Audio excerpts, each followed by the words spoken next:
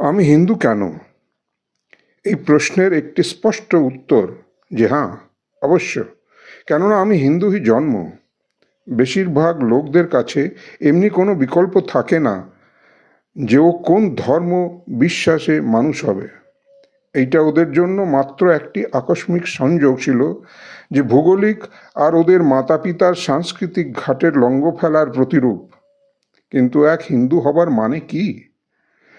আমাদের মধ্যে বেশিরভাগ 1980-র শেষ অবধি এই সমন্থন আর সচিন্তন করতে বাধ্য হলাম যখন বিশ্ব মিডিয়া প্রথমবার হিন্দু কট্টর মৌলবাদের উপর লিখতে ও বলতে লাগলো। এইটা এক বিষম আর অদ্ভুত পরিস্থিতি ছিল, কেননা আমরা জানতাম যে হিন্দুত্ব এক বিনা কট্টর মৌলবাদের ধর্ম। এই ধর্মটাকে না তো কেউ প্রতিপাদিত করেছে, না আবিষ্কার। এর না কেউ পেগম্বর, না কোনো সংগঠিত চার্চ, না কোনো অনিবার্য বিশ্বাস বা পুজোর অধিকার, না কোনো একরূপ সমরূপ ধারণা, না কোনো একমাত্র পবিত্র ধার্মিক গ্রন্থ। আমার হিন্দুত্ব একটা জীবন্ত আস্থা আর অবধারণা ছিল। ওই হিন্দুত্ব এক লালন পালনের প্রক্রিয়া। ওই হিন্দুত্ব পর্যবেক্ষণ আর পারস্পরিক বার্তা ছিল, কোনো গহন গম্ভীর ধার্মিক অধ্যয়ন এর বাধ্যতাতে বাঁধা ছিল না। হ্যাঁ, এইটা অবশ্য সত্য যে এই দুটোর মাঝে কোনো পারস্পরিক অনন্যতা নেই, কিন্তু এদের মধ্যে কোনো বা কিছু হিন্দু মতকে অনিবার্য শ্রদ্ধার জন্য প্রতিস্থাপিত করে না, মোটেই না। আমাদের ওপর কোনো অনিবার্য কট্টর মূল্যবাদ নেই, যেটা সত্যিতে অসাধারণ আর অস্বাভাবিক।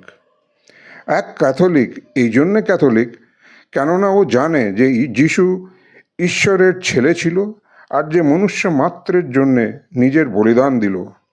এক ক্যাথলিক নিষ্পাপ জন্মধারণ আর কুমারিত্বের জন্মকে মানে, নিজের ভুল স্বীকার করতে আর মাথা নত করতে চার্চে যায় ও পোপ দ্বারা অকৃতদার পূজারিত্ব থেকে পথপ্রদর্শিত। এক মুসলমান এইটা মানতে বাধ্য যে কোনো ঈশ্বর নেই, মাত্র একটা আল্লাহ, আর মোহাম্মদ ওনার পেগম্বর। এক যহুদি তোরা আর টেলমাচকে সর্বোপরি মানে। এক পার্সি দরে মহর বা অগ্নি মন্দিরে গিয়ে পুজো করে। এক শিখ গুরু গ্রন্থ সাহিবের বক্ত আর পাঠকে সর্বোপরি সম্মান দেয়। এক হিন্দুর জন্যে এর সমকক্ষ কোনো মান্যতা নেই। এক হিন্দু হবার জন্যে কোনো বাঁধনের অনিবার্যতা নেই, ঈশ্বরের প্রতি মান্যতাও দরকার নেই।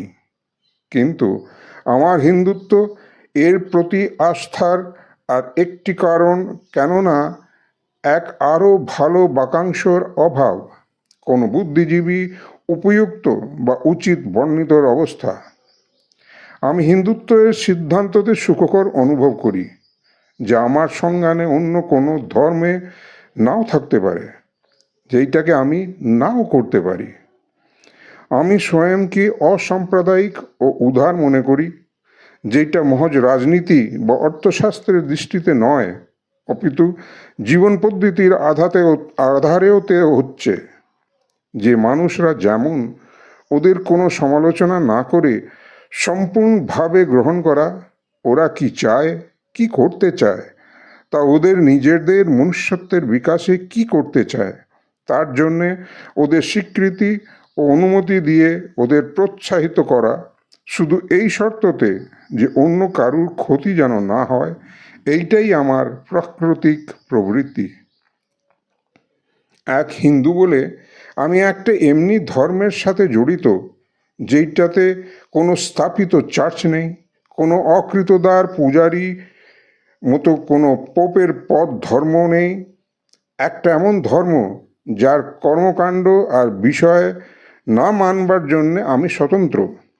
একটা এমনি ধর্ম যে আমার আস্থা আর মান্যতাকে কোনো দৃষ্টিগোচর চিহ্ন বা সংকেত দিয়ে প্রদর্শিত করতে বাধ্য করে না। আমার নিজের ব্যক্তিগত পরিচয়কে সমূহের মধ্যে গ্রহিত করে বিসর্জন করতে বলে না। এমনকি কোনো নির্দিষ্ট দিন, সময় বা কম্পাঙ্কপে পূজা করা কোনো হিন্দু পোপ, হিন্দু ভাটিকান, কোনো হিন্দু ধার্মিক শিক্ষা, নাহি কোনো হিন্দু সানডে আছে। এক হিন্দু বলে আমি এক এমনি আস্থা ও মান্যতাকে মানি যে এক যথার্থ নানাভূতির বিকল্প প্রস্তুত করে, যে নিজের বিভিন্ন আরাধ্যকে পুজো করতে পারে, মানতে পারে, কর্মকাণ্ডকে মানে বা না মানে, যে পুরাতন পদ্ধতি আর মান্যতাকে মানে বা না মানে, ব্রত রাখে বা না রাখে, যে সৃষ্টার চতুর্দিক উপস্থিতি আর সৃষ্টির প্রতি আহ্লাদিত হয়ে আর সন্দেহ প্রতিবাদী করতে পারে।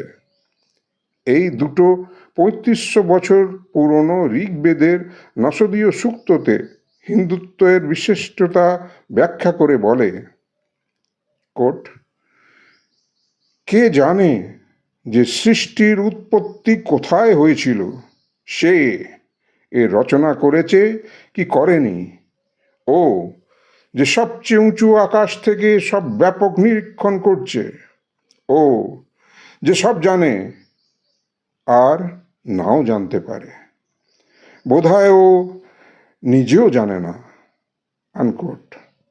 আমি এমন ধর্ম বা মান্যতাকে প্রেম করি, আদর করি, যে এমনি মৌলিক প্রশ্ন স্বয়ং বিশ্বের সৃষ্টাকে জিজ্ঞেস করবার সাহস করে। এইটা ডক্টর শশী থারুরের ইংরেজি ভাষণ ওয়াই আই এম হিন্দু, তার বাংলার অনুবাদ। ধন্যবাদ।